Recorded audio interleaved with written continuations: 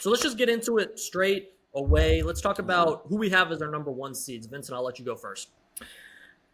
The Cleveland Cavaliers. The one seed last year, obviously in the Eastern Conference. This is the good thing about doing this exercise, just as seeding and just predicting your regular season. I have no idea what to make of the Cavs in a playoff series. I don't know if the two big man thing will work in a playoff series. It's kind of been a dud so far. They had injuries obviously last year, but the Pacers ran circles around these dudes in the playoffs. But in the regular season, they were historically good. Like they were in the regular season as good as any of LeBron's teams with the Cavs, and they're deep. I like the DeAndre Hunter edition, obviously from last year. Lonzo Ball is a Cleveland Cavalier, which is cool, and Sam Merrill's a really good player, and he's on their bench. So Ty Jerome's loss hurts. I really liked Ty Jerome last year, but I look at the rest of the Eastern Conference, and I still think this is probably the best roster, and I think the roster wins you, the regular season games, and your health does that too. That's fair. The Cavs were definitely. I'm going a different way with the number one seed. Yeah, I feel like I know where you're going, dude.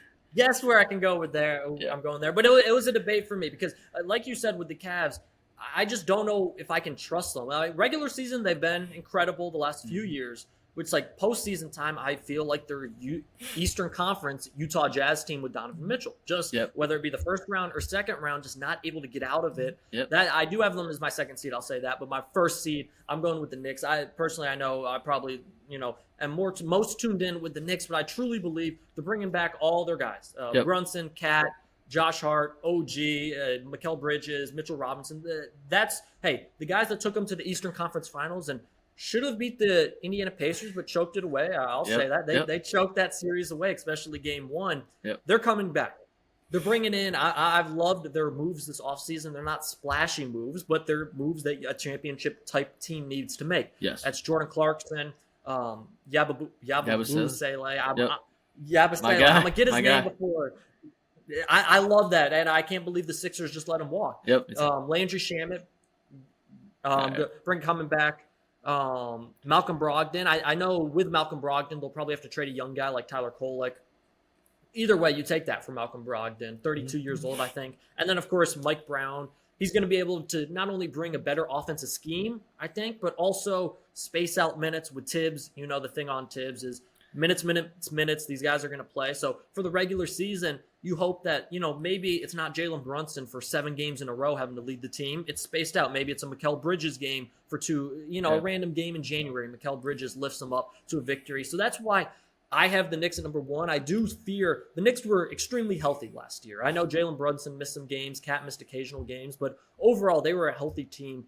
It scares me when, a team is healthy one year, maybe karma in the bad way comes around the next year with the Knicks. But I know with the Cavs, they're 1 and 2. It's flip a coin with these two teams. I think they'll be battling for the 1 and 2 positions in the East. I don't know if the Knicks are the way you're going to go with your number 2 seed, but I think those are the 2 premium teams in the East. And really, it's a flip a coin. And all the points you made for the Cavs, I think, are entirely right. It's just, hey, come postseason time, which one are going to get to the finals? But in the regular season, I think at the moment, I'm going to go Knicks for the 1 seed. I think they should get the 1 seed. It's just about whether or not they will, obviously. Yeah, totally agree with what you said. And I thought Jordan Clarkson's kind of old. Kardashian thing, all right, well, might not be the best thing for the Knicks, but that's in the past now. So what Jordan Clarkson, he's an irrational shooter.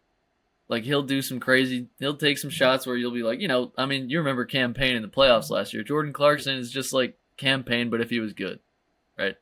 Yeah. And you need that. And it's especially when you have Brunson on your team. And it didn't look like Brunson could really play with Cat in the playoffs last year.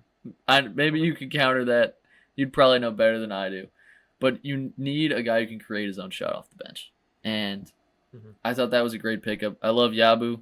He was obviously awesome in the Olympics. He was like France's low-key best player. And then the Sixers, got a lot of minutes with the Sixers last year, as a lot of bench players did. And he was great. I loved him. He plays really hard, and he can shoot. And he's jacked, and he's French. And yes, these were the 2 teams at the top of the Eastern Conference, I think, pretty much everybody would have. What's interesting is what follows, really, I think, with the East.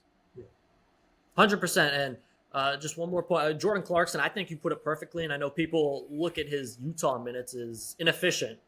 Granted, it was a bad Utah team, and he was probably one of, if not the best players. He's going to shoot a lot of times, and that's Jordan Clarkson. So I think he'll have a more defined role. And I love that pickup off the bench. And Yabusele, you mentioned it perfectly. He can shoot. I think that's huge being a backup because Mitchell Robinson will be injured at some point. He missed like the first 3 quarters of the season last year. I've watched Knicks basketball for the entire Mitchell Robinson career. He will be injured at some point. So Yabu coming in and being a backup and being able to space it out, if he can shoot threes, catch and shoot, pick and pop, all those type of different things, I think that would be huge for the Knicks, having someone that down low to back up Mitchell and Cat like that. Absolutely. Yeah, you mentioned. So I got Knicks and then Cavs. You have Cavs and then Knicks for 1-2. Yeah. All right. Here's like you mentioned. Here's where it gets interesting.